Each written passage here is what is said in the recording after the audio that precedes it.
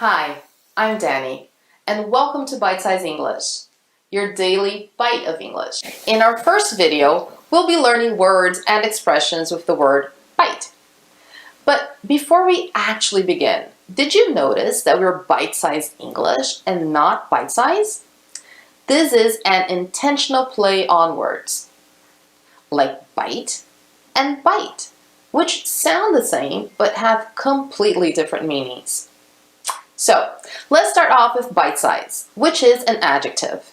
You could also use bite-sized, adding ed to the end.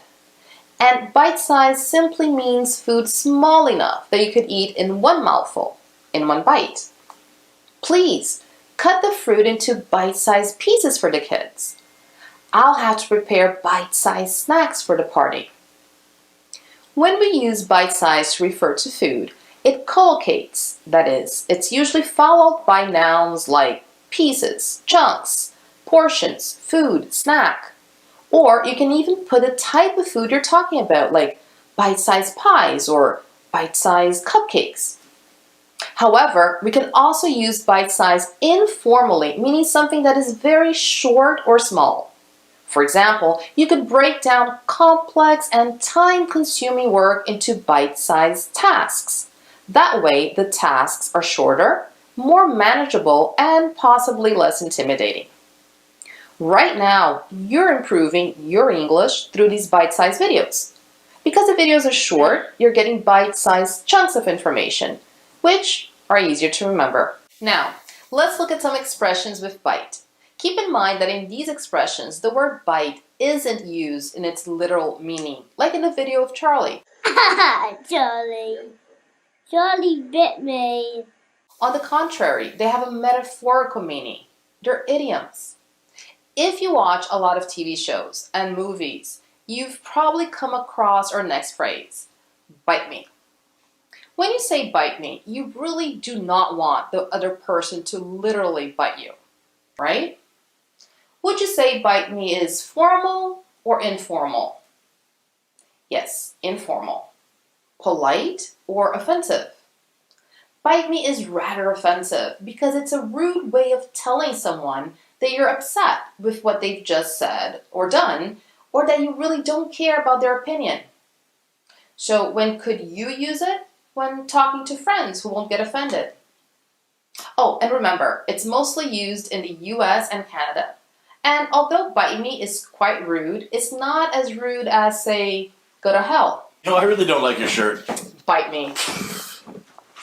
You know when someone says something that you completely disagree with or that you find rather stupid or annoying, and you want to tell them how you really think or feel, but you stop yourself? Well, you just bit your tongue. She asked me if I liked her wedding dress. I just bit my tongue and nodded. Let's think for a moment. Did I like her dress? Absolutely not. Did I want to tell her that? Actually, yes, she's my friend. So why didn't I? Probably because it wasn't sensible to do so. I didn't want to hurt her feelings, especially not on her wedding day. So I just kept my mouth shut. I had to bite my tongue when he said his idea was the best. I would have liked to tell him his idea was complete nonsense, but I didn't speak my mind. It took some self-control, but it was probably for the best. We'd surely get into an argument. I had 2 jobs, a small child, and then I volunteered to teach English to a small group of immigrants. Did I have the time? No. Was I able to deal with so much work? No. I definitely bit off more than I could chew. When you bite off more than you can chew, you take on more work, more responsibility than you can handle. Perhaps the task is too challenging. Maybe you're already involved in too many projects, or you may not have enough time. Whatever the reason, when you bite off more than you can chew, you're trying to do something that's too difficult for you, and you simply won't get it done. I think we've all been there, and it's not pleasant. We can really get stressed out. So next time, instead of biting off more than you can chew, politely say, no, sorry, but I can't do it. And here's a tip for you. To really learn new vocabulary, it could be a word, an expression, a phrase, you need to hear it and see it about 7 times. And one of the best ways to internalize new vocabulary is to personalize a language. This simply means using it in a context that is relevant to you, to your lifestyle, your world. So when you think of, say, bite my tongue, think of a situation in which you actually did it. That's all for today, folks. If you want to learn more with Bite Size English, remember to click subscribe to get your daily bite of English, and follow us on Instagram and Facebook for more. Thanks for watching and see you soon. Oh, and don't forget to comment below and share with your friends.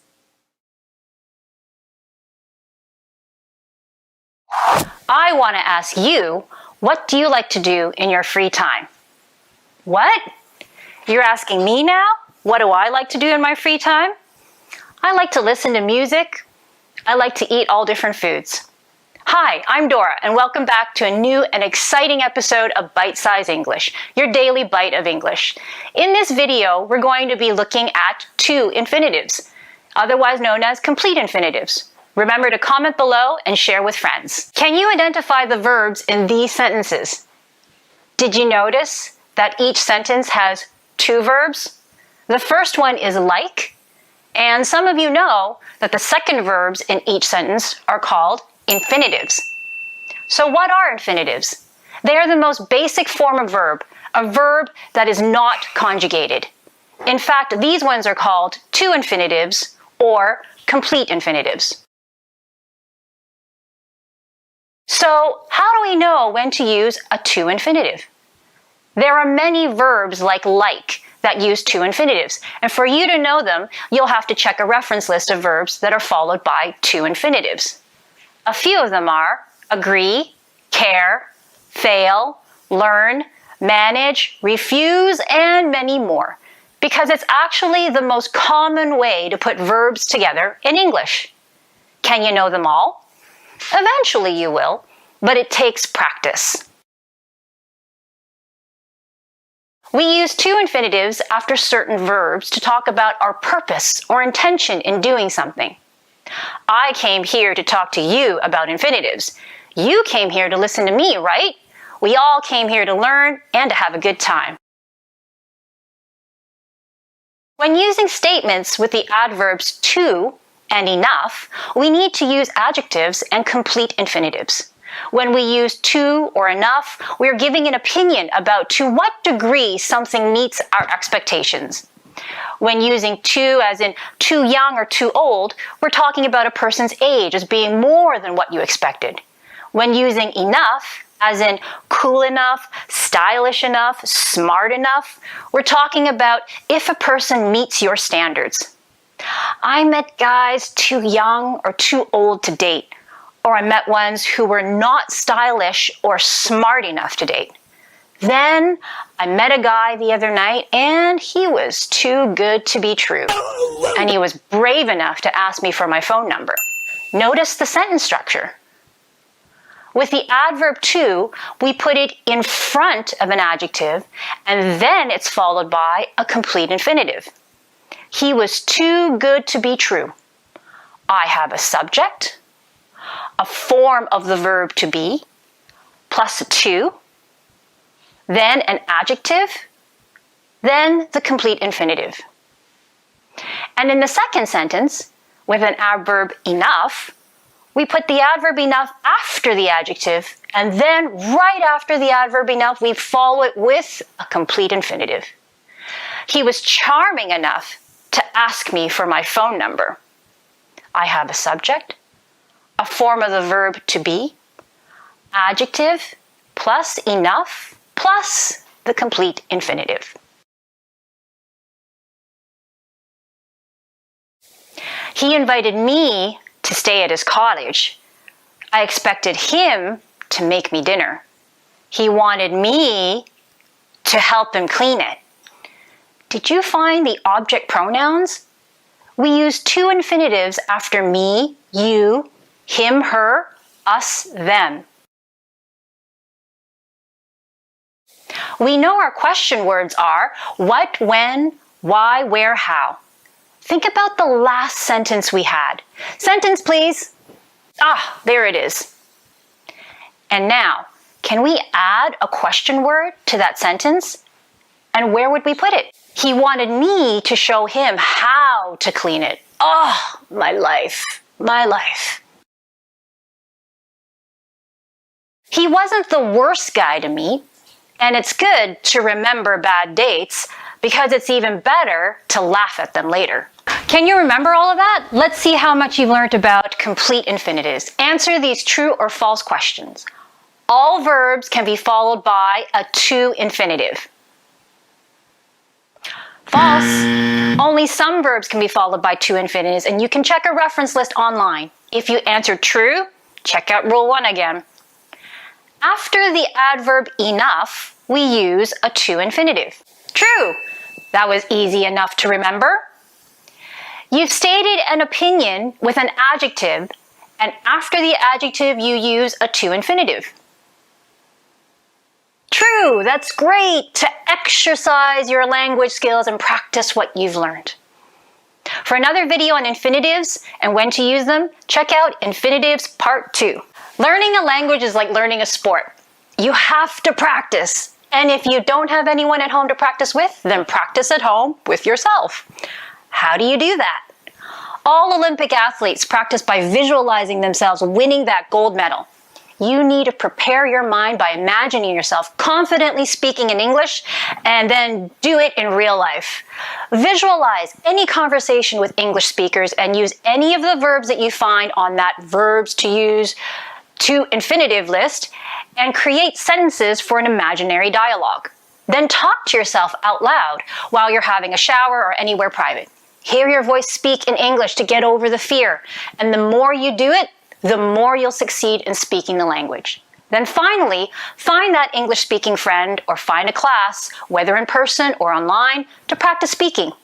That's all for today, folks. Remember to click subscribe, comment below, share with your friends, follow us on Instagram and Facebook. Thanks for watching, and see you soon. Check out these sentences. They're very similar except one verb changes. But that one verb changes the whole meaning. Pause the video. Take a look and think how the meaning changes. Who's in charge in these sentences? Who's doing the action? Hey, I'm Lindsay, and welcome to another fantastic episode of Bite Size English, your daily bite of English. Are you able to explain how the previous sentences are different?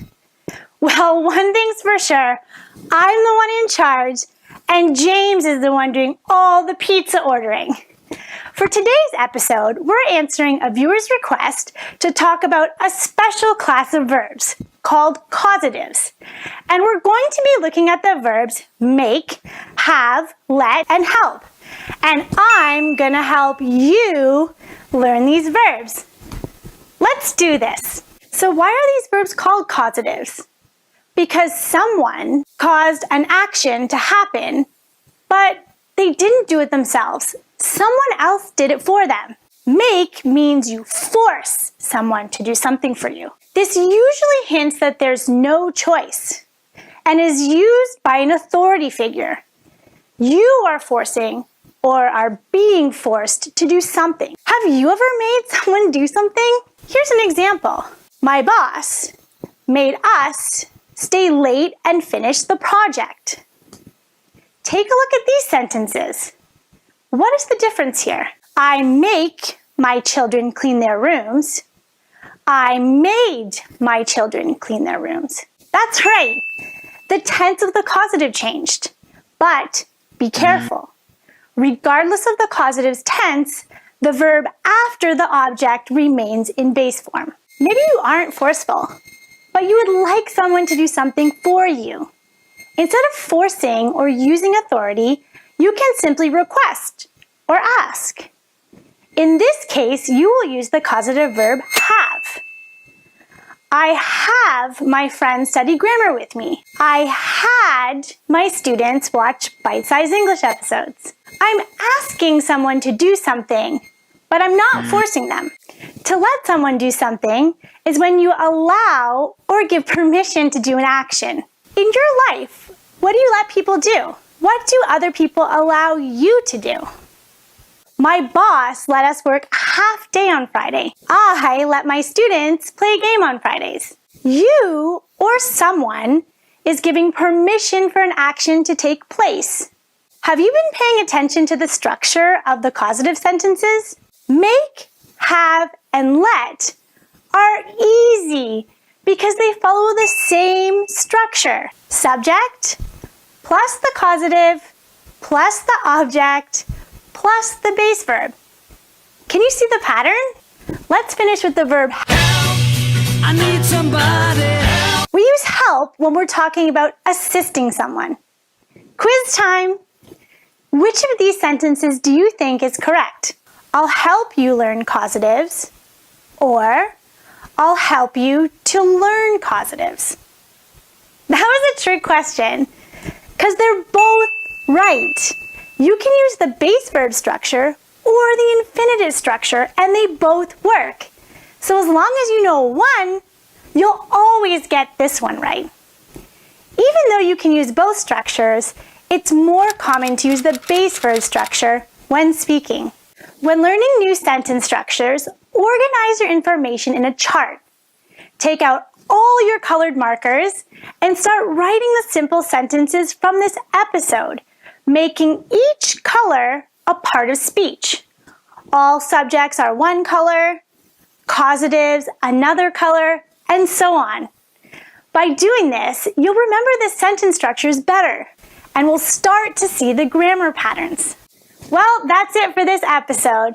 You can help BSC create our lessons by commenting on what you'd like to learn. Remember to subscribe, comment, and share this video. See you next time on Bite Size English. Take a look at these images. Do you do these tasks yourself? Maybe some of them. But for the majority of these actions, you get someone to do these for you. Can you guess what they have in common? What do we call these? Think on it, and we'll get to this later in the episode. Hi, I'm Lindsay, and welcome to another great episode of Bite Size English, your daily bite of English. Do you remember the grammar point we covered where someone caused another person to do an action? If you need a refresher, go back and check out episode 16. I'm sure you remember that we use causative verbs when we're talking about getting someone else to do an action. Today we're going to finish causatives with get and start mixing two grammar points, causative verbs and passive voice, to get the passive causative. Let's get to it. Quick review. What structure does make, have, let, and help have in common?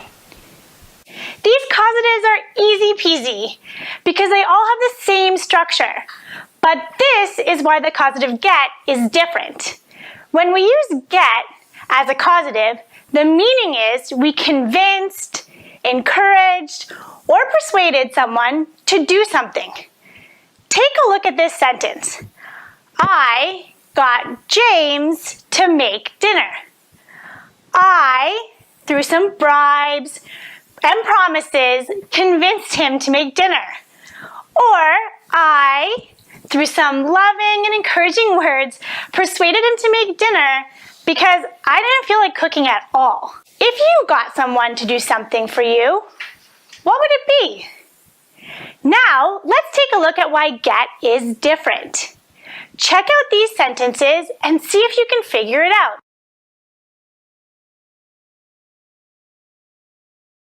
Did you spot it? You got it. Get uses an infinitive after the object, which means it has a different structure than the other causatives. Think back to the examples from the beginning of the episode. Haircuts, dry cleaning, car repairs. So what do they have in common? These actions are usually done by others. When you pay someone to do something for you, those are known as services. Pay attention to these sentences. I had my husband make dinner. I had dinner made. In both sentences, dinner was made, and I didn't make it. The difference is The second sentence focuses on the action. Do we know who made dinner? No, it's not important. What's important is that dinner was made and it's ready for everyone to eat. Sound familiar? This sentence acts like a passive sentence. We emphasize the action rather than who did it. This is the passive causative, and we use this for services. I also had my car washed. Is this shiny enough for you, Miss Carrier? My nails done. And what shade would you like, Miss Carrier? My dog walked. Is 5 kilometers enough, Miss Carrier?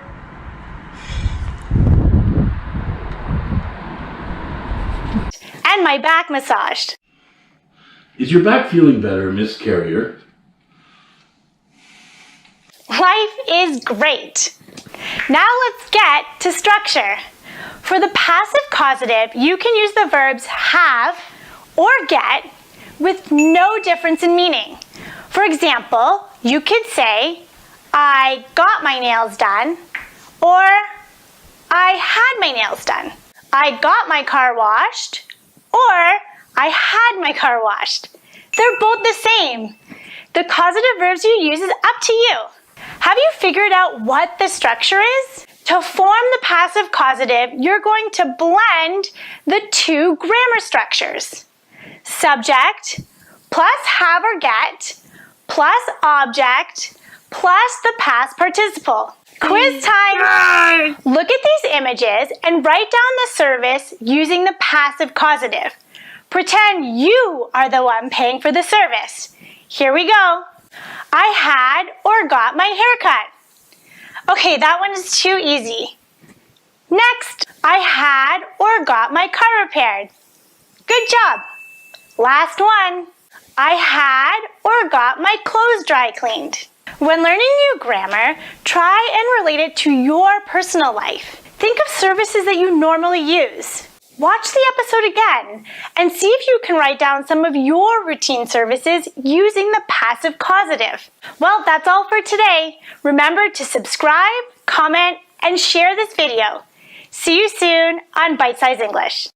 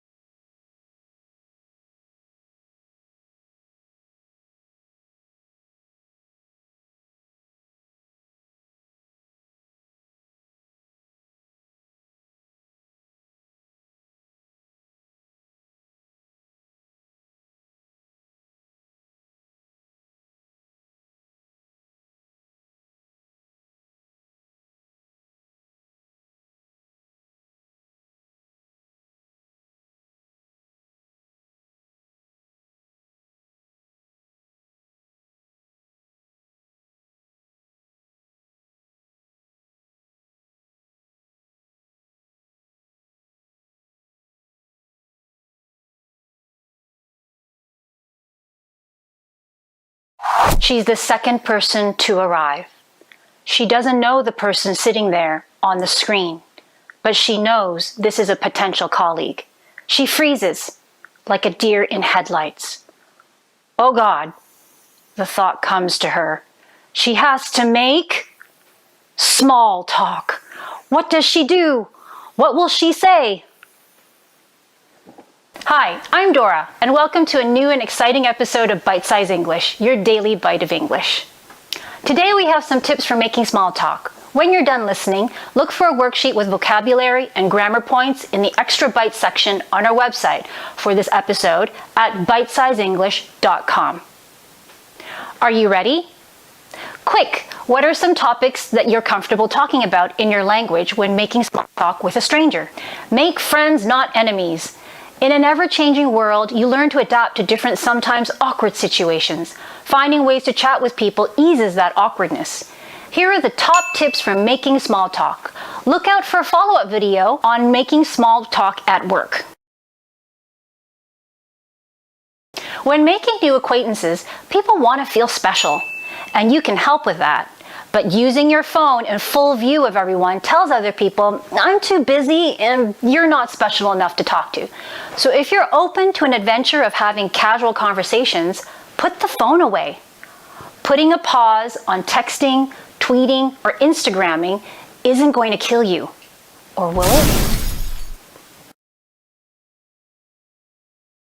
Open-ended questions are ones that ask people for more than just a simple yes-no answer, like asking about their opinions, facts about a topic, even what they've been doing lately.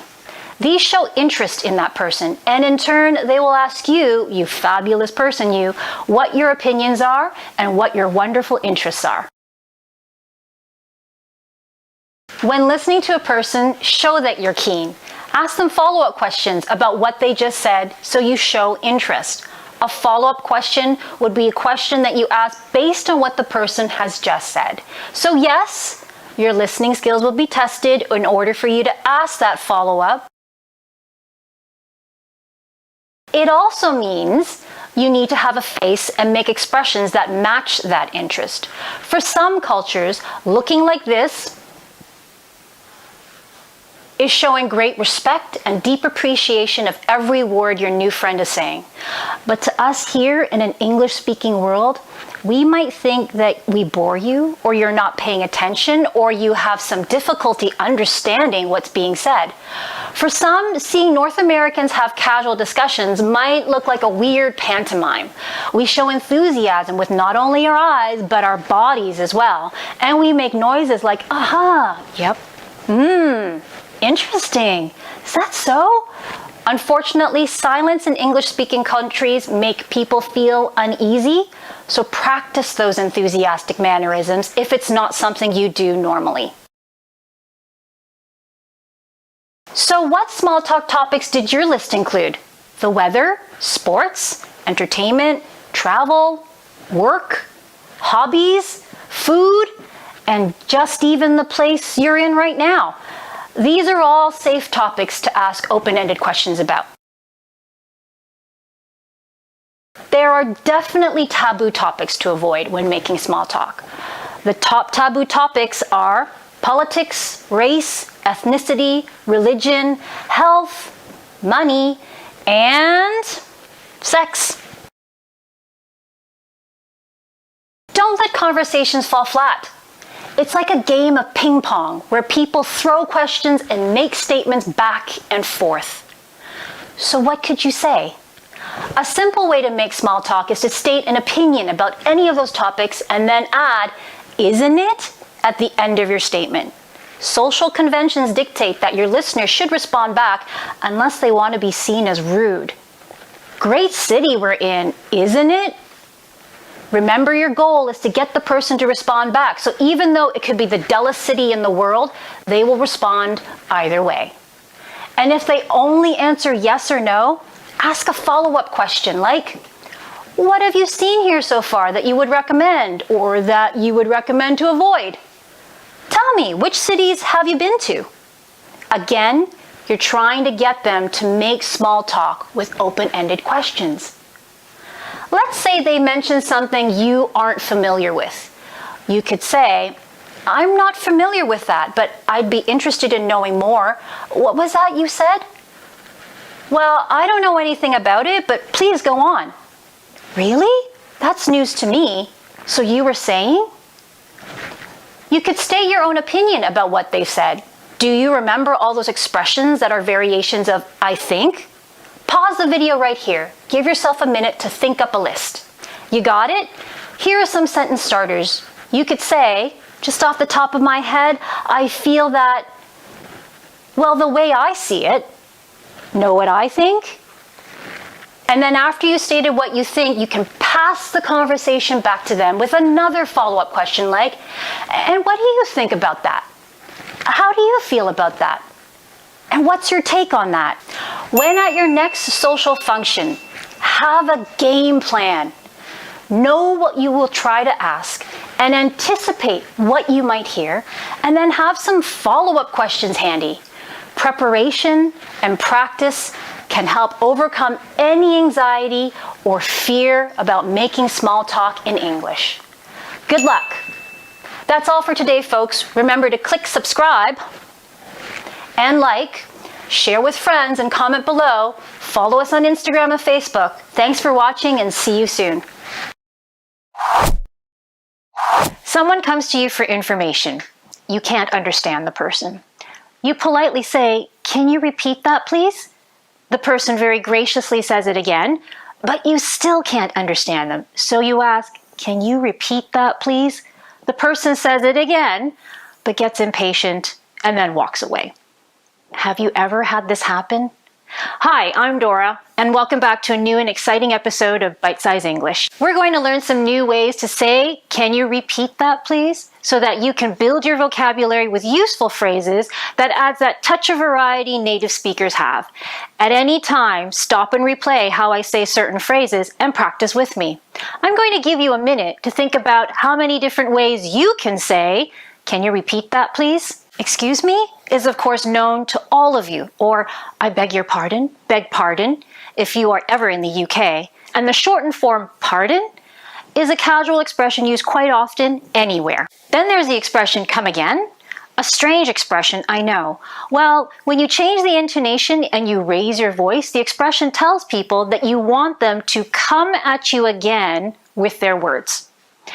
In English, even a single word said with a rising tone suddenly turns into a complete question. Like with the word right. You ask a colleague, "The meeting is tomorrow at 9 a.m., right?" Your colleague asks, "Come again?" You say, "The meeting tomorrow, it's at 9 a.m., right?" They say, "Yep, it is."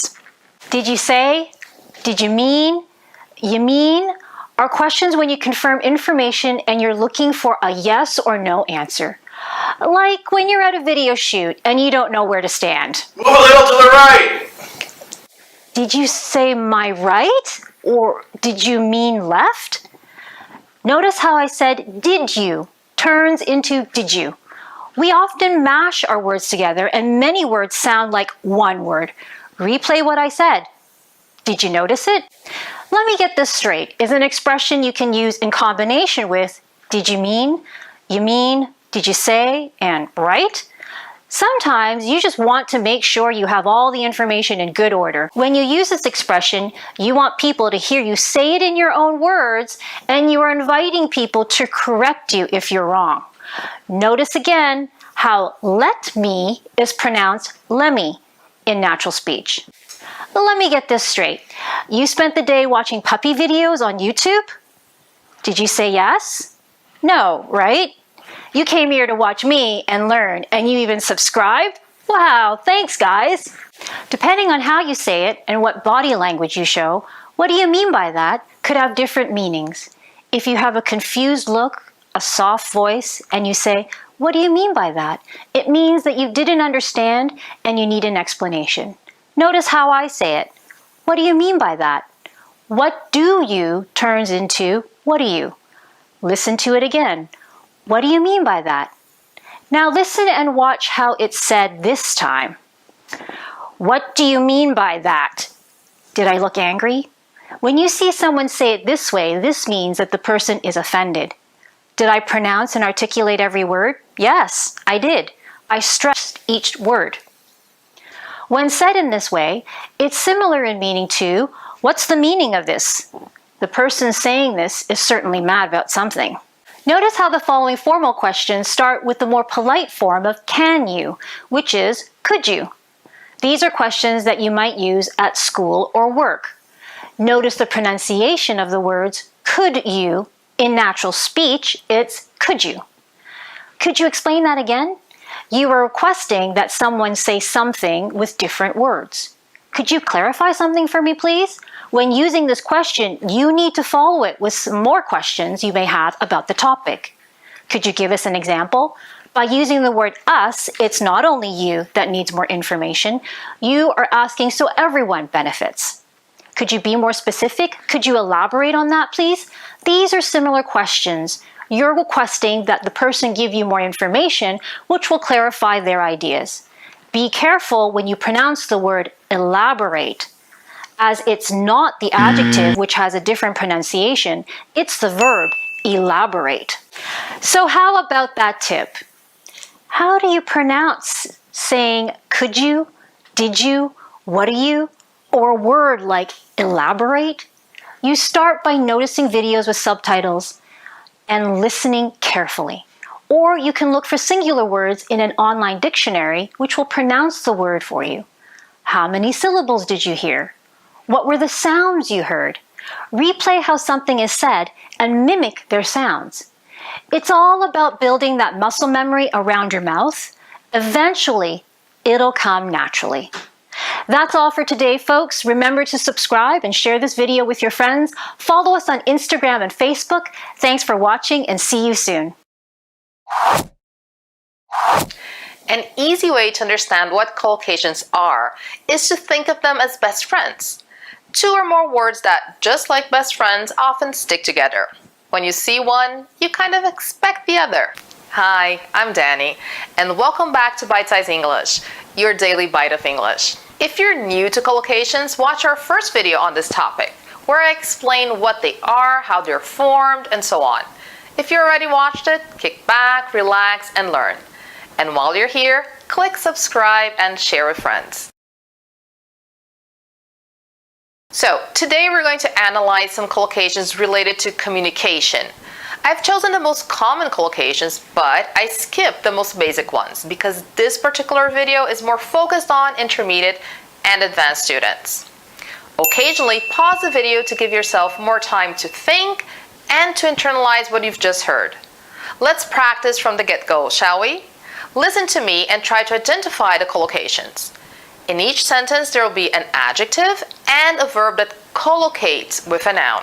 Our first word is conversation. The journalist overheard what was supposed to be a private conversation. When you overhear a conversation between other people, you do it unintentionally and without their knowledge. You just happen to hear it. Private here is the opposite of public. A close synonym you could use to replace private is personal, a personal conversation. Number 2, in an informal setting, you'll probably engage in casual conversation. Engage in conversation means to participate in the conversation.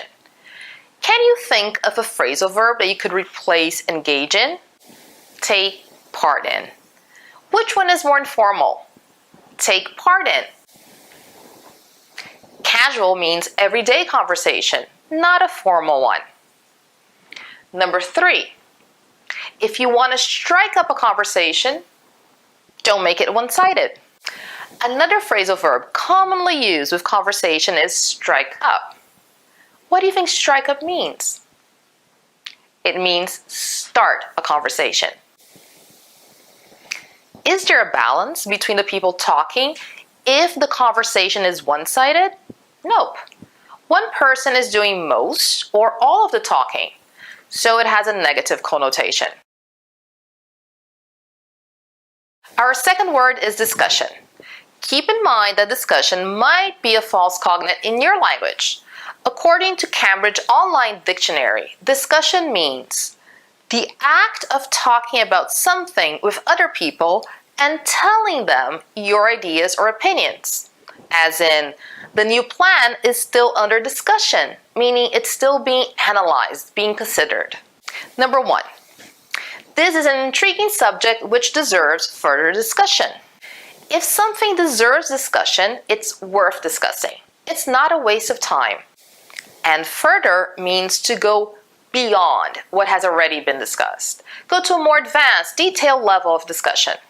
Number 2, we strongly encourage an open and level-headed discussion. If we encourage an open discussion, we support a discussion in which anyone can participate with their opinions and have their say. And if it's level-headed, it's calm and sensible. Did you notice any other collocations in the sentence? Read it again. Strongly encourage is another commonly used collocation. Third example. That interview generated a heated discussion about politics. In other words, the interview stimulated an intense discussion full of passion or conviction, maybe with an angry tone. Can you think of a verb that could closely replace generate? Provoke. And what 2 other nouns form strong collocations with heated? A heated debate and a heated argument. Most reliable online dictionaries will put common collocations in their examples. So, when checking the meaning of a word, pay close attention to the example phrases and sentences. And some dictionaries, like the Longman Online Dictionary, will have a whole section with collocations and plenty of example sentences. Stay tuned for our next lessons on the topic of communication. That's all for today. Before you go, subscribe, share, leave us a comment. Thanks for watching and see you soon. Can you do many things at the same time? Can you multitask? Hi, I'm Dora, and welcome back to a new and exciting episode of Bite Size English, your daily bite of English. Dirty. Oh, it's okay. It's okay. It's all right. I know. Wow, the things that woman can do. Can you remember everything she's doing? She can vacuum the floor, rock a baby, and check her cell phone at the same time. If you've seen my video on infinitives part 1, you should be able to identify the verbs in that sentence. We have the first verb, can, which is called an auxiliary verb or a helping verb. In this case, the verb can is a modal verb. It's a verb that tells us what someone or something is able to do. Then there are the 3 main verbs, vacuum, rock, and check. Now here's the skill testing question. What form are those main verbs? You guessed it, those are also infinitives. But wait! Is that an infinitive? Where's the 2? These are infinitives. These are not 2 infinitives, they are 0 infinitives, or they are also called bare infinitives. So now we have another form of verb. When do we use them? Review what we said in infinitives part 1, because not all verbs are followed by 0 infinitives. Just like there are verbs that are followed by 2 infinitives, there are also verbs that are followed by 0 infinitives. These verbs are auxiliary verbs: can, could, should, would, shall, might, and may. Shall I tell you something? I know you can remember this list, and you should know that these are all modal verbs which could help you. And would you try to study these sentences, as they show how you might form sentences with 0 infinitives very easily? Did you catch all the auxiliary modal verbs I used just now and all the 0 infinitives? Replay this part again and see if you can hear them. Did you hear these words? Great, your listening is sharp. 0 infinitives follow all the verbs that use our 5 senses. These are verbs of perception. I'm going to tell you a joke. Can you listen for what you think are the verbs of perception and the 0 infinitives that follow them? Try and write them down. A husband and wife are on a road trip and see a sign pass with the city's name. It was a very long, difficult name to pronounce, and they argue about its pronunciation. At a restaurant, the server hears them argue. The couple feels the server stare at them, and the wife says to her, "Before we order, could you please settle an argument for us? Would you please pronounce where we are very slowly?" The server leans over, looks at them, and says, "Burger King." Was it too fast? Good, because we want you to train your ears to how native speakers speak, especially when they're saying a joke. Play what I said again and see if you heard those verbs of perception and the zero infinitives. Did you hear see a sign pass, hears them argue, feels the waitress stare? Notice the sentence structure. Verbs of perception need objects. So the sentence structure we have is a verb of perception, followed by an object, and then the zero infinitive. Remember this sentence structure, as you'll see it again in the next rule. When using the verbs let and make, we need an object, then a zero infinitive. To let is you giving someone or something permission to do an action. To make is to create the possibility for something to happen. Let me teach you about infinitives. It makes English lessons go faster. Notice the sentence structure again. We have the words let or make, followed by an object. Then we need that zero infinitive, and then you finish the sentence. The meaning of had better is the same as should, which means that it's recommended that you do something.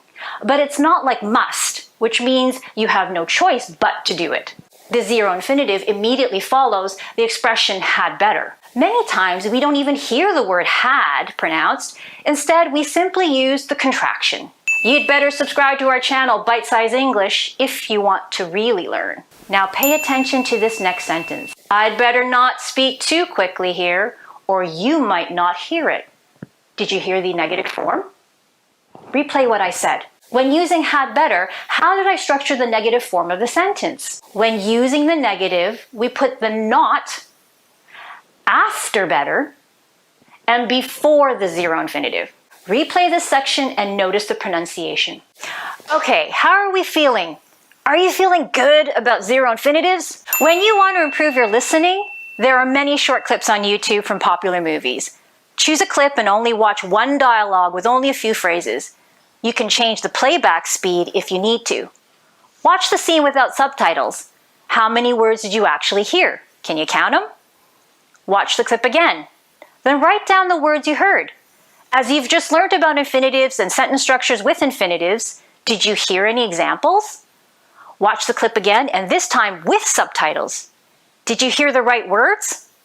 It takes practice, but the more you learn what to listen for or even what to look for, the more your speaking or writing will improve. If you need help, comment below and we'll do our best to try and help you. That's all for today, folks. Thank you for listening. Remember, subscribe, share with friends, and comment below.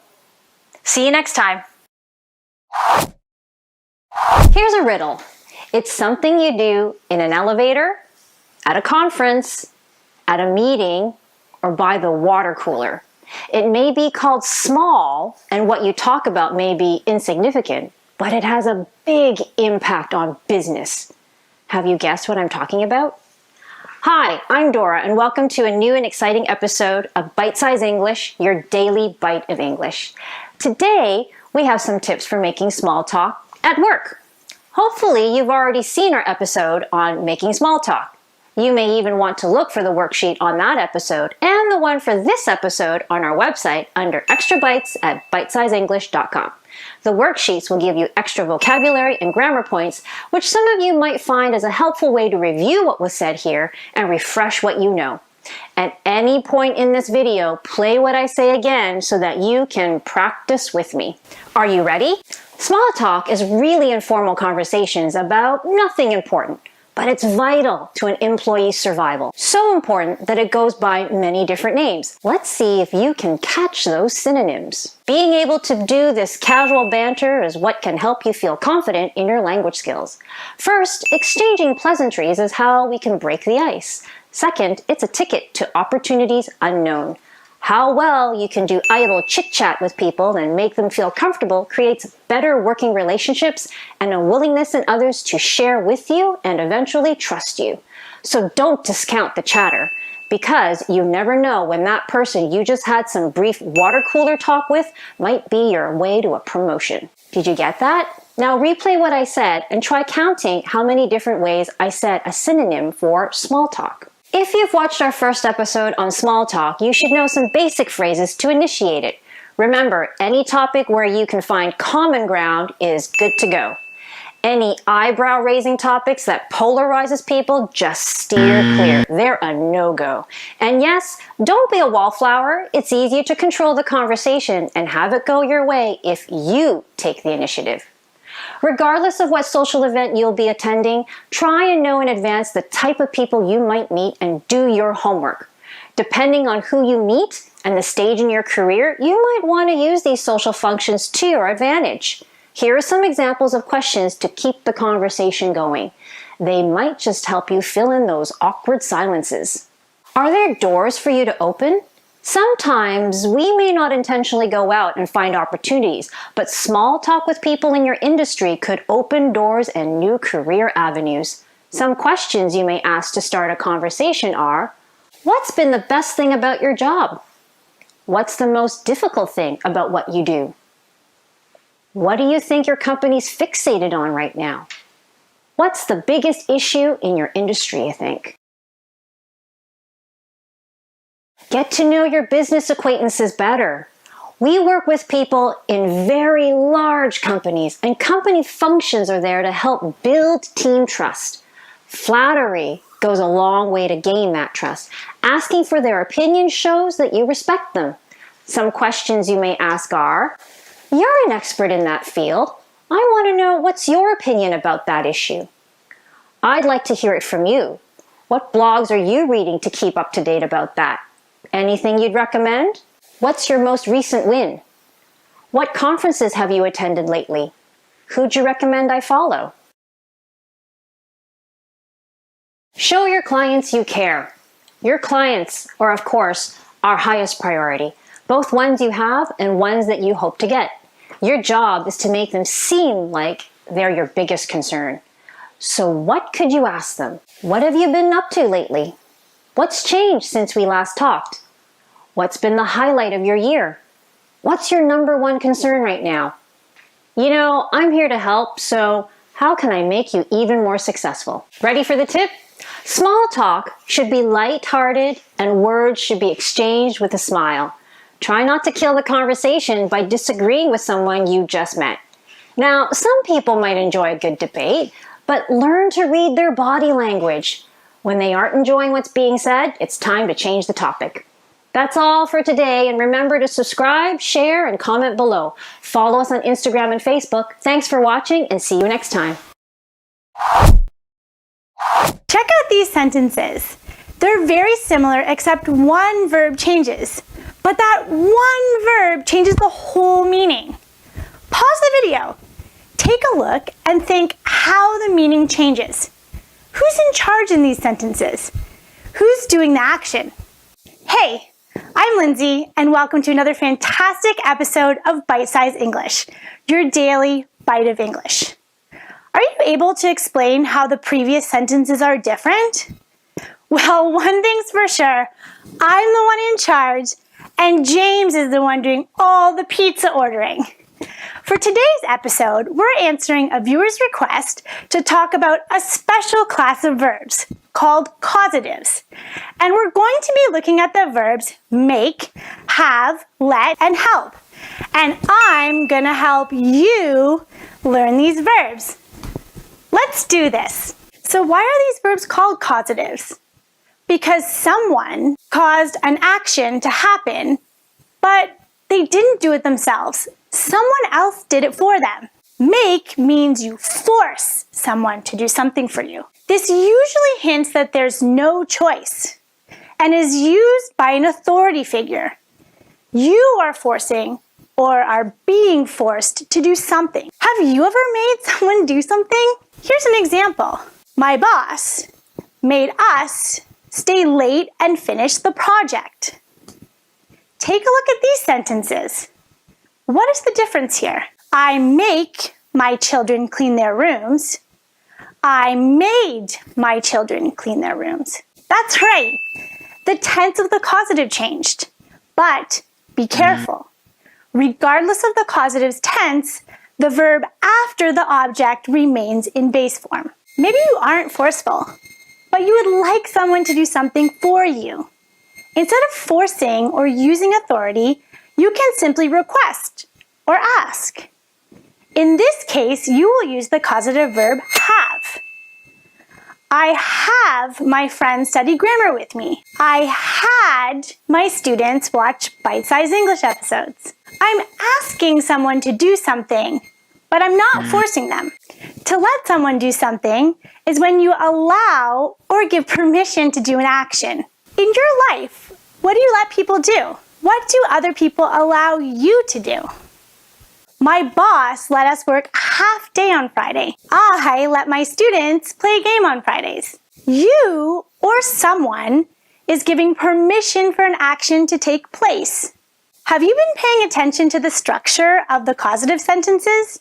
Make, have, and let are easy because they follow the same structure. Subject plus the causative plus the object plus the base verb. Can you see the pattern? Let's finish with the verb help. I need somebody help. We use help when we're talking about assisting someone. Quiz time! Which of these sentences do you think is correct? I'll help you learn causatives, or I'll help you to learn causatives. That was a trick question, because they're both right. You can use the base verb structure or the infinitive structure, and they both work. So as long as you know one, you'll always get this one right. Even though you can use both structures, it's more common to use the base verb structure when speaking. When learning new sentence structures, organize your information in a chart. Take out all your colored markers and start writing the simple sentences from this episode, making each color a part of speech. All subjects are one color, causatives another color, and so on. By doing this, you'll remember the sentence structures better and will start to see the grammar patterns. Well, that's it for this episode. You can help BSC create our lessons by commenting on what you'd like to learn. Remember to subscribe, comment, and share this video. See you next time on Bite Size English. Take a look at these images. Do you do these tasks yourself?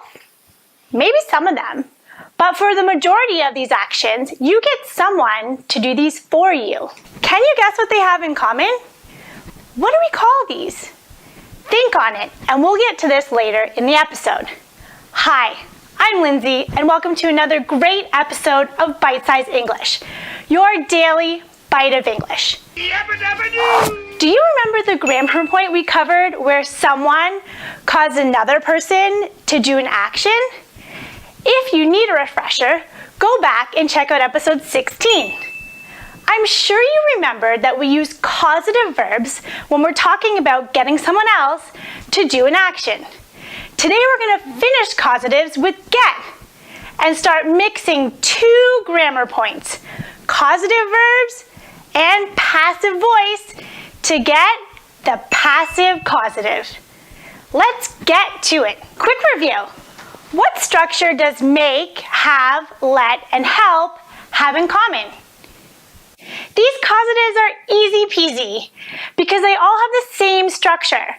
But this is why the causative get is different. When we use get as a causative, the meaning is we convinced, encouraged, or persuaded someone to do something. Take a look at this sentence. I got James to make dinner.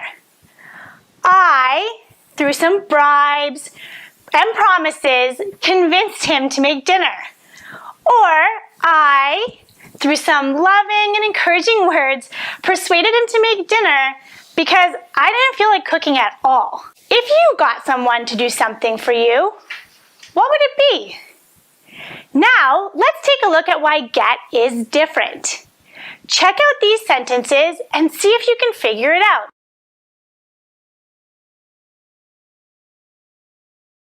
Did you spot it? You got it. Get uses an infinitive after the object, which means it has a different structure than the other causatives. Think back to the examples from the beginning of the episode. Haircuts, dry cleaning, car repairs. So what do they have in common? These actions are usually done by others. When you pay someone to do something for you, those are known as services. Pay attention to these sentences. I had my husband make dinner. I had dinner made. In both sentences, dinner was made, and I didn't make it. The difference is the second sentence focuses on the action. Do we know who made dinner? No, it's not important. What's important is that dinner was made and it's ready for everyone to eat. Sound familiar? This sentence acts like a passive sentence. We emphasize the action rather than who did it. This is the passive causative, and we use this for services. I also had my car washed. Is this shiny enough for you, Miss Carrier? My nails done. And what shape would you like, Miss Carrier? My dog walked. Is 5 kilometers enough, Miss Carrier?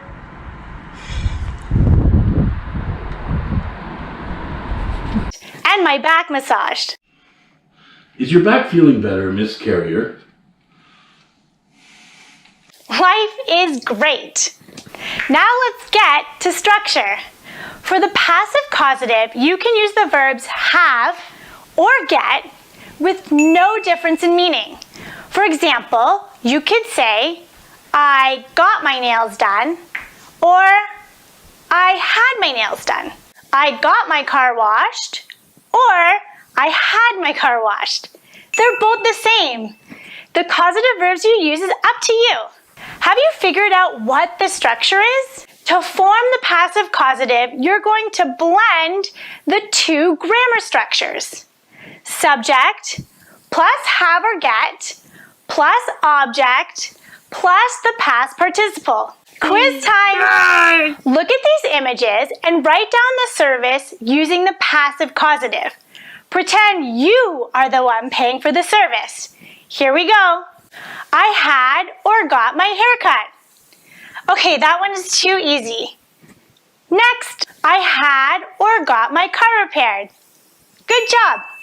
Last one.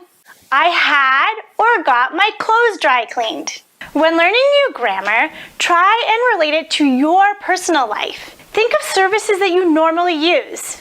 Watch the episode again and see if you can write down some of your routine services using the passive causative. Well, that's all for today. Remember to subscribe, comment, and share this video.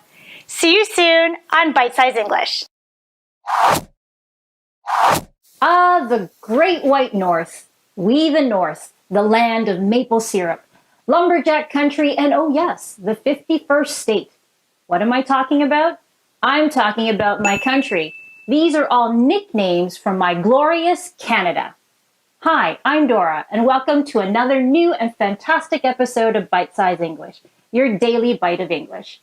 In today's episode, I'll be covering the passive, a tricky and complicated topic for sure, but I hope watching this episode, and also the passive part 2, will help answer those questions. To help me explain the passive, I'll be using some wonderful facts about Canada. Stop! What's the passive voice again? The passive voice is a sentence structure which we use when we want to highlight the person or thing that experienced an action. Do we know what the passive looks like? Have a look at these sentences. Which one is in the passive voice? A, someone in Canada invented the Hawaiian pizza.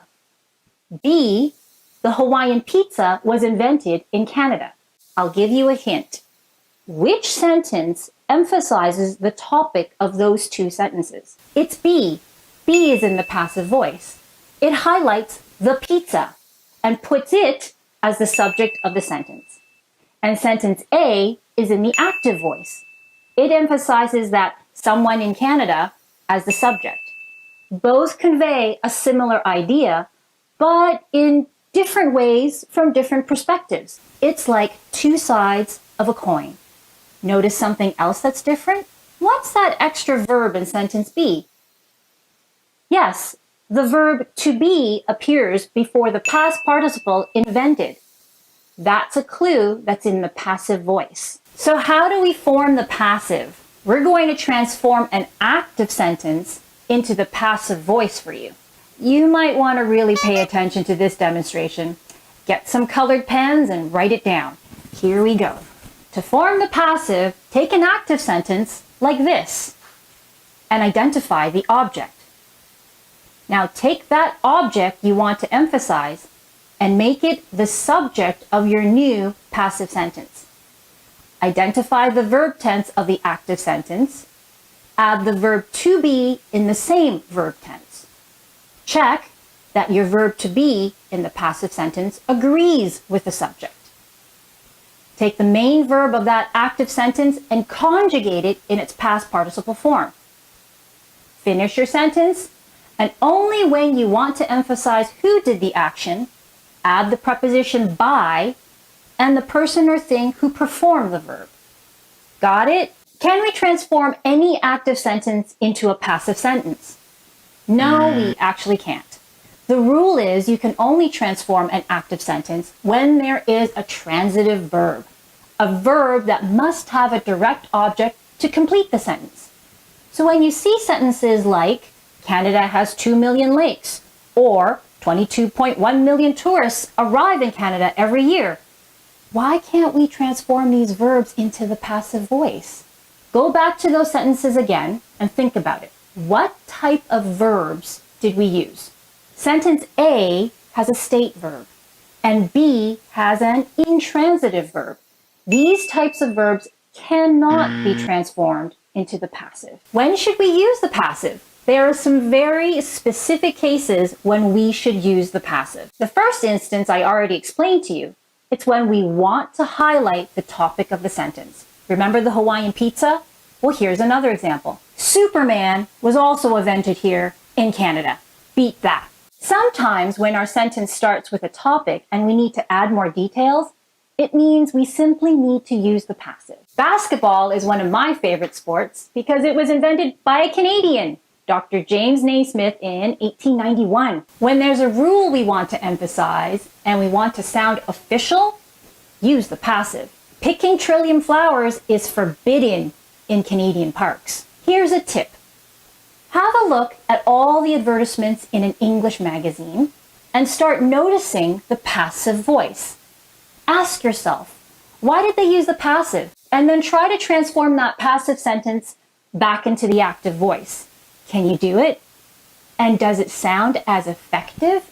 Stay tuned for the passive part 2, where you'll get more specific examples of when we use the passive voice in English. Until then, subscribe to Bite Size English, share with your friends, comment below, and see you next time. My first job will always be remembered by me. I will always remember my first job. The first sentence is in the passive voice, and the last one is in the active voice.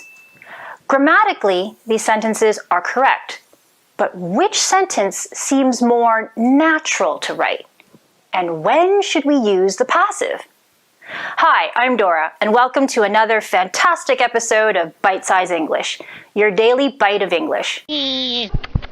What's up, Doc? Many of you might be thinking you need to know the passive because you're doing a lot of business writing or academic writing. Right, Well, watch our episode for the passive part 1 on how to form it, and for some examples of when we use it. In this episode, we will continue with more specific examples of when to use that passive voice. You're responsible for writing about a process related to scientific research, industrial, or company operations. Then yes, write in the passive where the people who perform the actions are not the focus. Have a look at this paragraph describing a mining process. Can you find examples of the passive? To separate ore from waste rock, drill samples are sent to a laboratory for analysis. The results are used to mark out zones of ore and waste rock, which are mined separately. You should have found the examples of the verb to be plus a past participle. The 3 examples were are sent, are used, and are mined. Do we know who sent the samples or who reported the samples? No, we don't. But it doesn't matter who did it. We logically assume all those experts behind the process are doing these actions. We don't need to talk about them because we want to focus on the process itself. Writing bad news is never easy. You or your company is rejecting an application. How would you tell the person? We've denied your application. Ouch! Expect to get the hate mail. Here is where the passive voice is useful. When you want to keep it impersonal and no one wants to be personally responsible, you could write, unfortunately, your application has been denied. Need to let someone go? The most aggressive thing you could say or write in the passive is, yeah! I don't think I would ever say to a person, I fire you. That just sounds weird. And listen to what this professor says. Here we have one of our candidates for president in the United States, New Jersey Governor Chris Christie, who, in explaining how it was that his administration caused a 3-hour traffic jam by deliberately closing the lanes to a tunnel during rush hour in order to punish the mayor of a town that would not endorse his reelection, he said, mistakes were made. The infamous politician's evasive passive. Think of all the people in power who use the passive to avoid being blamed for mistakes they made. Instead of, I made mistakes, you might hear, mistakes were made. Yeah, right. I think I know who made them. Sometimes the passive isn't necessary. Sometimes it's okay to put in those details that others want to avoid talking about. Here's an example. The computer was inspected and a faulty chip was found. The decision was made to replace the faulty chip and a new manufacturer was engaged. After the new chip was tested, the system failures stopped. Now, think about that writing this in the active voice. The chief engineer inspected the computer and found a faulty chip. The manager in charge of parts decided to replace the faulty chip and engaged a new manufacturer. After the engineering team tested the new chip, the system failure stopped. Now it's clear. Everyone knows who successfully solved the problem and with less words. Yay, team. Let's go back to the sentences I used at the start. My first job will always be remembered by me. I will always remember my first job. Which one was the most natural? The last sentence. The first passive sentence sounds formal, but ridiculously formal. Review now all the reasons to use the passive. From our first episode on passive, we use it when highlighting the topic, writing a rule, being impersonal, making a general statement, and now when writing a process, avoiding responsibility, but use the passive voice wisely. So here's the tip. Many university students and business people use the passive. True, but don't overuse it. You might sound either overly formal, where formality isn't needed, You could sound like you're avoiding the details when maybe the details are what you do need. And most importantly, you will sound too wordy when really everyone wants you to be brief. That's all for today. Have any comments? Write them below the video. Like our episode, then subscribe to our channel, and finally, sharing is caring. Please share it with others. See you next time on Bite Size English. How many times has your English teacher told you, know your verb tenses? I have, I had, I will have. Which one is it? Let's begin with asking our students about their thoughts when it comes to this popular verb tense. What do you find most difficult about the present perfect? Hey guys, how's it going? My name is Matt, and I always have trouble in order to use a present perfect tenses because sometimes I don't know how to use it correctly. In my native language, we don't have present perfect, so to me it's difficult to know when I have to use it. There are many different notions and uses with the present perfect, so sometimes it's quite difficult to make sure you use it properly. Did any of those sound familiar? Do you share these common difficulties? Hey, it's Lindsay, and welcome to another fun episode of Bite Size English, your daily bite of English. In this episode, we're learning about the present perfect. You're going to learn the structure and the 3 uses of this very common and important tense. Visit our website, bitesizeenglish.com, for a fun and interactive quiz game from this episode. Let's start with the easy part first, the structure. Pause the video and check out these 3 examples. Which example uses the present perfect? Awesome! I have been to Italy uses the present perfect.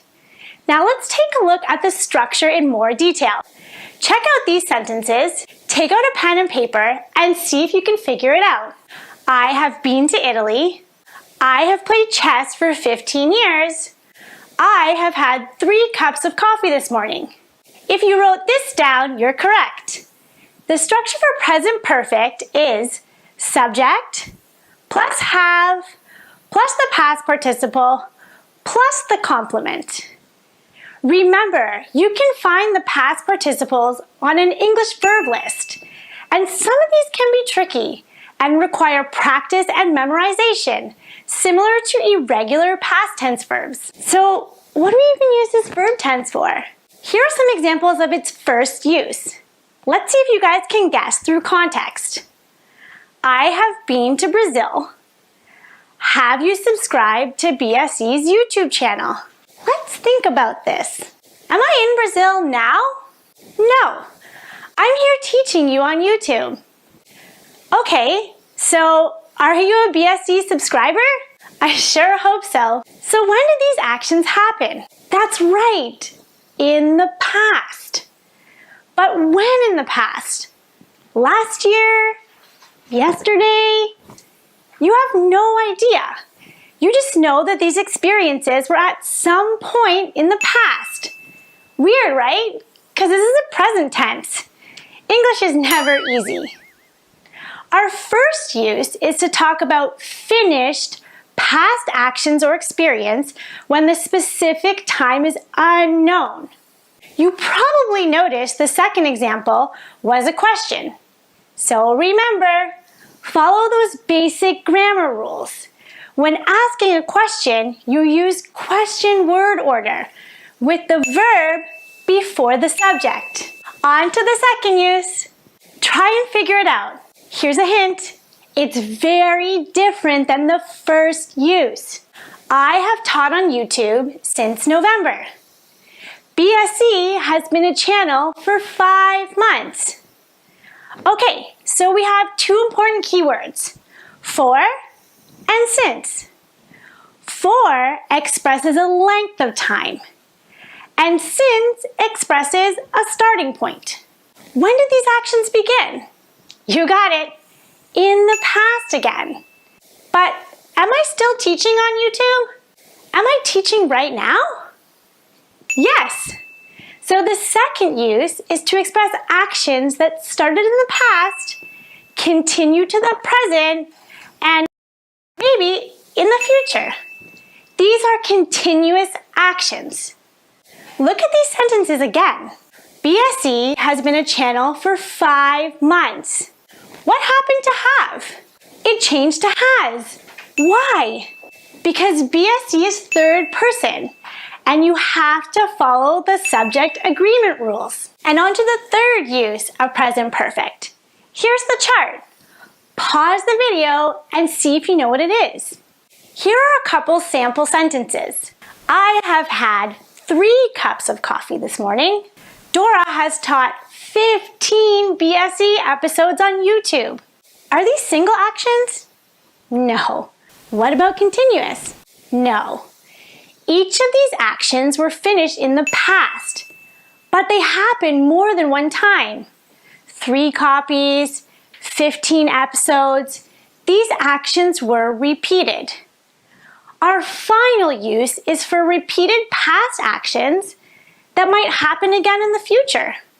One final point. Listen to how I use the present perfect in speaking. I've had 3 coffees. You've subscribed to BSE's YouTube channel. He's been to Florida.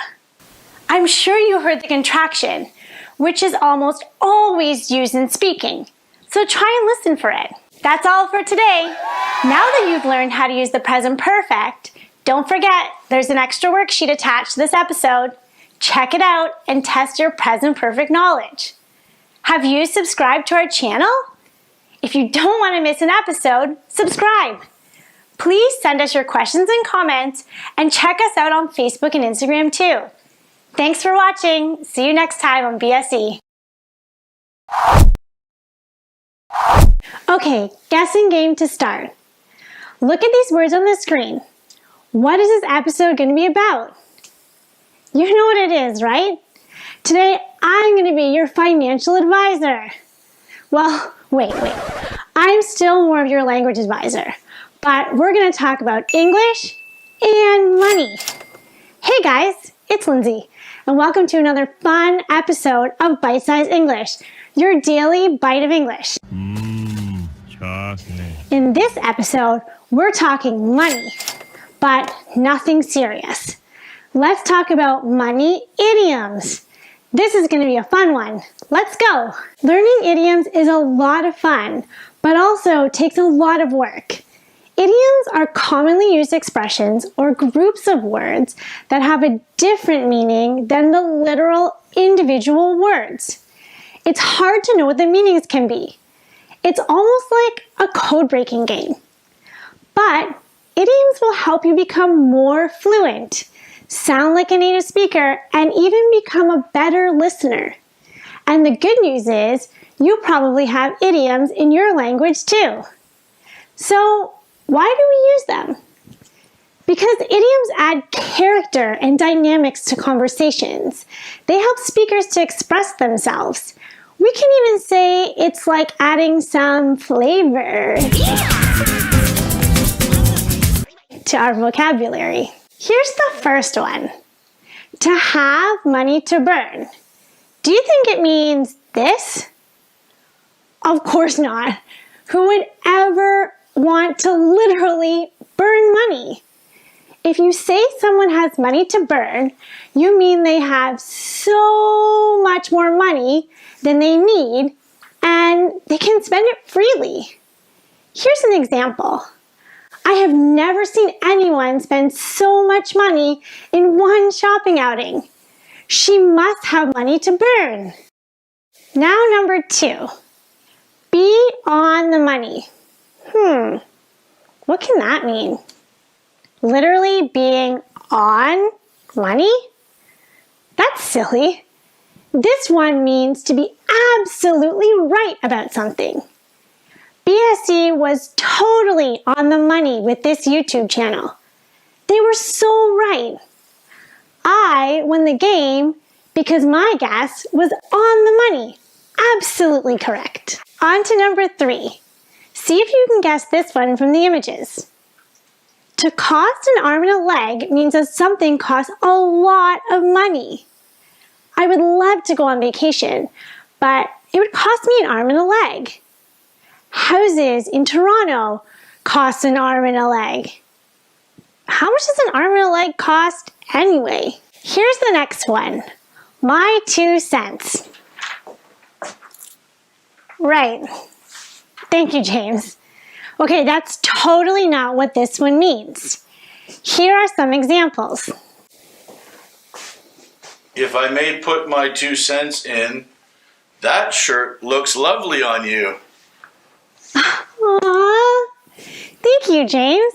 And here's my 2 cents. I think BSE is the best. Did you guess it?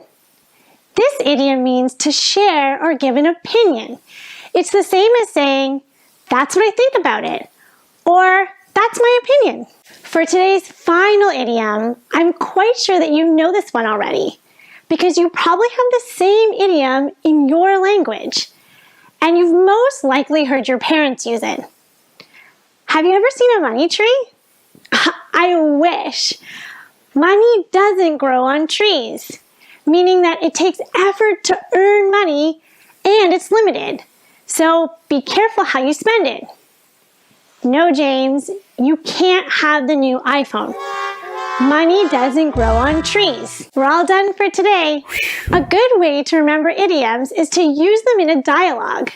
Write a dialogue with the 5 you learned today and practice them in speaking with a friend or family member. Download the idioms chart from our website, watch again, and log the idioms from this episode and their meanings. Keep adding to your chart when you learn a new idiom. Money doesn't grow on trees, so if you want weekly lessons that don't cost an arm and a leg, subscribe to our channel.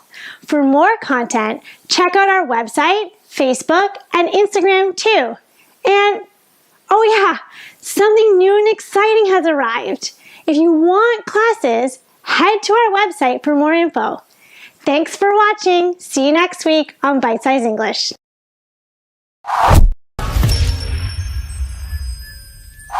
Doesn't make any sense. How can I use the present to talk about the past in English? You're right. At first, it doesn't seem to make sense. But I promise there is logic, rules, and that's why you're here watching us on YouTube right now. As a language learner, you may be a little bit confused about when to use the present perfect or the simple past. After all, they both refer to events that already happened in the past. Let's investigate some verb tenses today. Hi, it's Lindsay here, and welcome to a new episode of Bite Size English, your daily bite of English. Run, Forrest, run! Today's episode is about understanding the differences between the simple past and the present perfect, when you should use them, and why. If you need a refresher on present perfect, or you need to learn it, go back and watch episode 26 to get you up to speed. Let's go. First, let's review. Look at these sentences. Pay attention to the tenses. Now, which of these sentences is correct? For this first example, you're right.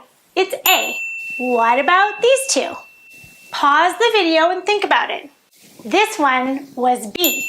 Before we get started, let's look at the structures. Yes! Simple past is subject plus the past verb.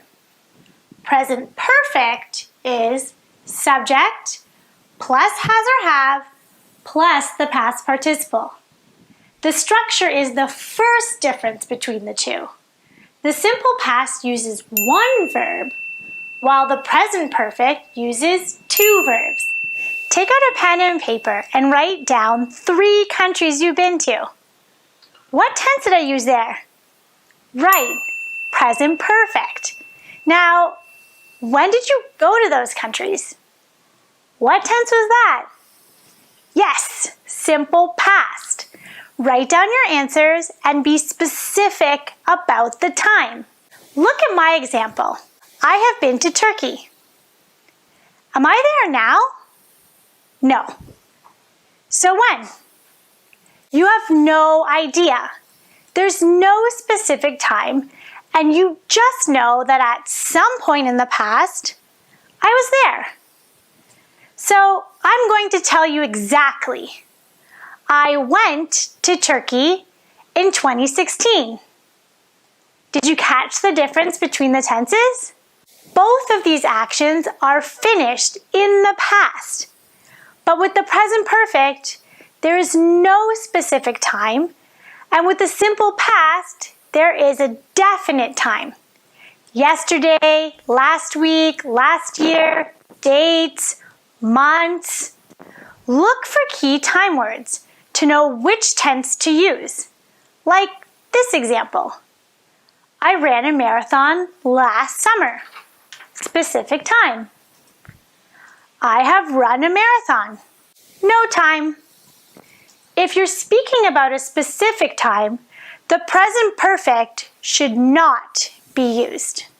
I have seen 3 movies this week, and I saw 3 movies last week. What's the difference between this week and last week? I'll give you a hint. One is finished and the other is not. When we use this week, it implies that this week has not finished yet. This week, this month, this year, these are unfinished time periods. We use the present perfect when the time period has not finished, and use the simple past when the time period is finished. To add to this use, we can use both tenses with the word for. But again, there's a difference of finished and unfinished time periods. Take a look. He has lived in Toronto for 20 years. And now? Yes, he's still living in Toronto. Remember, we use the present perfect for actions that began in the past and continue to the present, maybe the future even. But what if I was to say he lived in Toronto for 20 years? And now? Right. When we use the simple past, it's finished, which means he doesn't live in Toronto now. That's over. And he lives somewhere else. And finally, we use the present perfect for finished past actions that have a connection or result in the present. For example, I've lost my keys, past, and now I can't get into my house. Use the simple past for a finished past action with no result or connection to the present. Like this. I lost my keys, so I got new ones yesterday. In this example, there's no connection to the present because I got new keys yesterday. That's all for this episode. Go back to the 3 countries you wrote down at the beginning of the episode. Write 1 sentence using present perfect and your specific time sentences using the simple past. Try and use the verbs travel, go, be, or visit for variety. If you haven't subscribed and you like us, please do. Facebook and Instagram are pretty fun too, so check those out. And, oh yeah, we have classes now. Venture over to our website for more info. See you next week on BSE.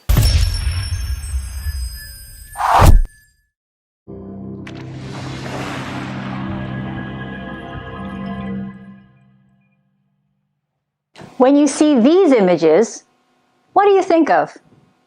Yeah, I'm a bit hungry too, but your next meal can wait. I think of idioms. Hi, I'm Dora and welcome back to a brand new episode of Bite Size English, your daily bite of English.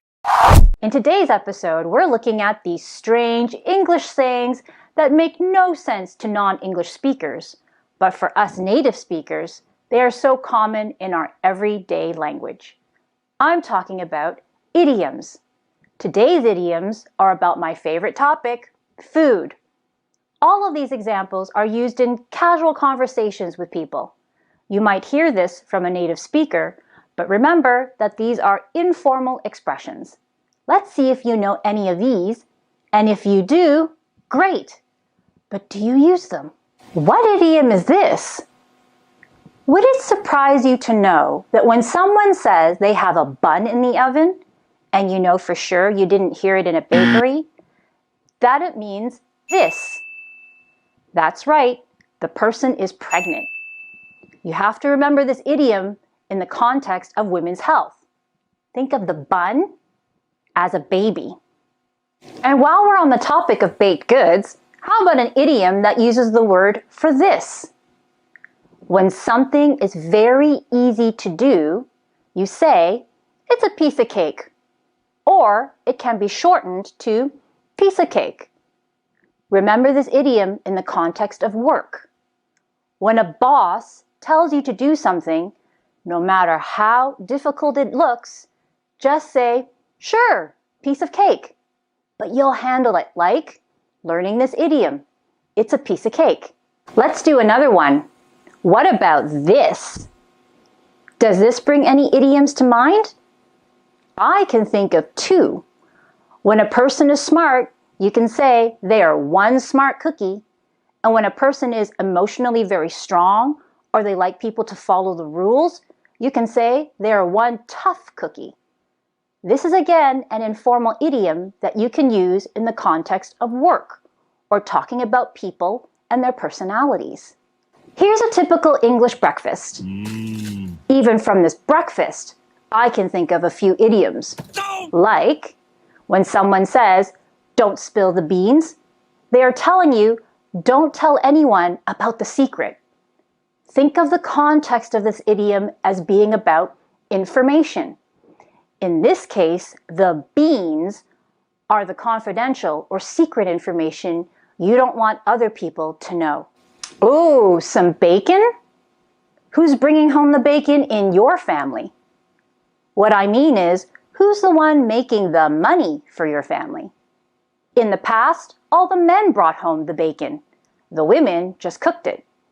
Now, in my family, all the women bring home the bacon. Got eggs?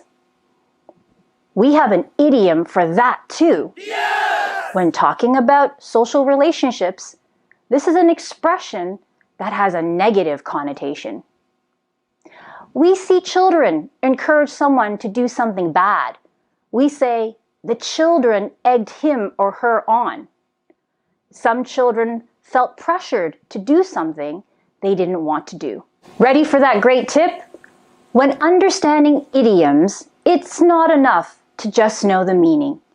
You have to also know the right context. Rewatch this episode and take note of the context we were talking about. Hey BSC fans, hungry for a bigger bite of English?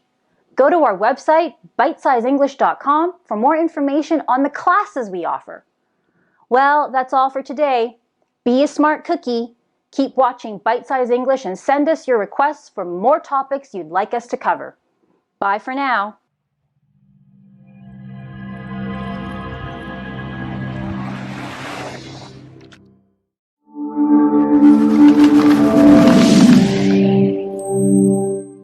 Hello? Can I call you right back? I'm shooting a video right now. Yeah, okay, Mom. Call you back. Okay, bye. Hi, I'm Dora, and welcome to another super episode of Bite Size English, your daily bite of English. Hey, are you interested in classes? Yep. Well, we've got them. Yeah! Just go to our website, bitesizeenglish.com, to get more information. In today's episode, we've got some useful phrasal verbs for when we use our phones. What is a phrasal verb again? Remember that these are multi-word verbs. Did you hear the phrasal verb I used in the introduction? Can I call you right back? That's right, it was call back. To call back is when somebody will return someone's call. My mom just called me, and I'll call back my mom after this video. I can also say, I'll call my mom back after this video. Notice that this is a separable phrasal verb where the object can go between the verb and the adverb.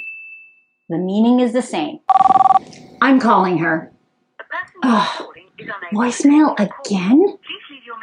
I can't get through. To get through is when you successfully contact the person you were calling.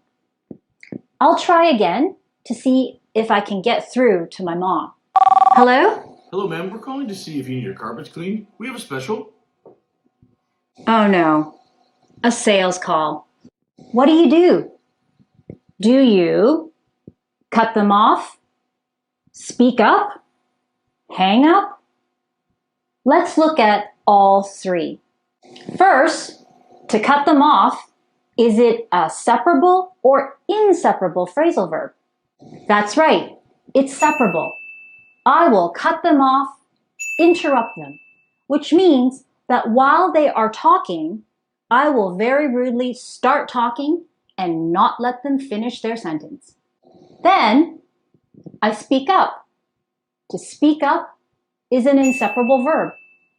If I speak up, I will speak louder and clearly say something like, "No, thank you." And after, I will hang up the phone, end the call, and put the phone down. Hanging the phone up is such a relief. I would highly recommend this method to end these calls. And what if this happens? Hello? Hello, we're calling about... Hello? We're calling about... Hello? I can't hear you. Hello? We're calling about... Hang on. Just hold on, please. Okay, I can hear you now. When we say hang on, please, or hold on, please, in this context, they both mean that the person on the phone must wait for a short time. I think we need a worksheet to take a closer look at these phrasal verbs. Check out Bite Size English website, Extra Bite section, and find a worksheet for this episode. I think these were useful phrasal verbs. Please write your comments below. Don't forget to also check out our website for classes. I'll see you next time on Bite Size English.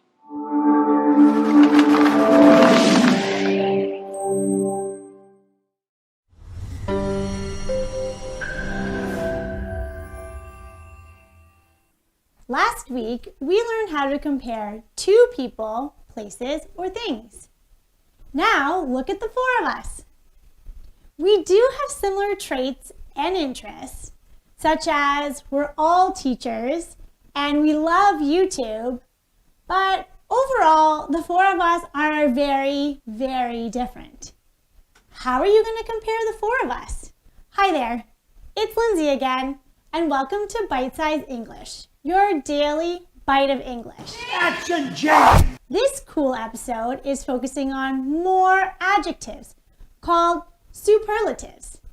If you need to learn about comparative adjectives, go back and watch last week's episode as these adjectives are related. It's time to learn.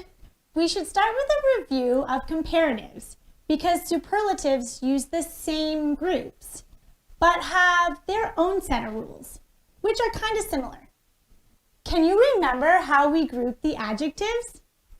Hint, there were 4 groups. Here they are. 1 syllable, for example, tall. 2 or more syllables, like beautiful. Adjectives ending in Y, easy. And the last group was irregular, good and bad. Comparative forms are used when we are comparing only 2 nouns. But we use superlatives when we want to compare more than 2 nouns, a group, or take the comparison to the highest degree.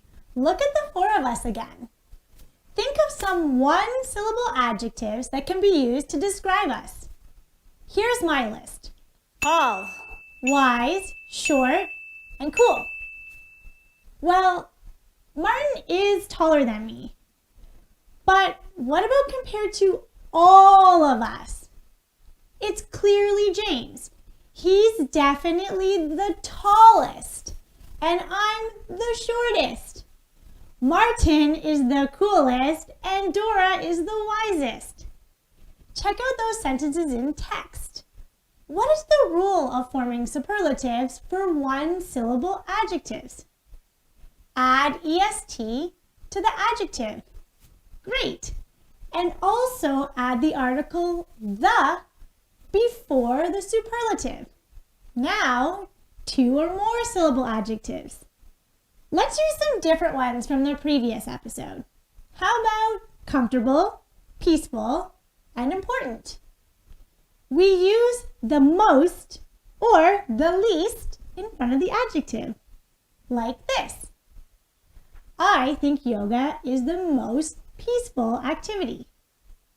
Plane travel is the least comfortable.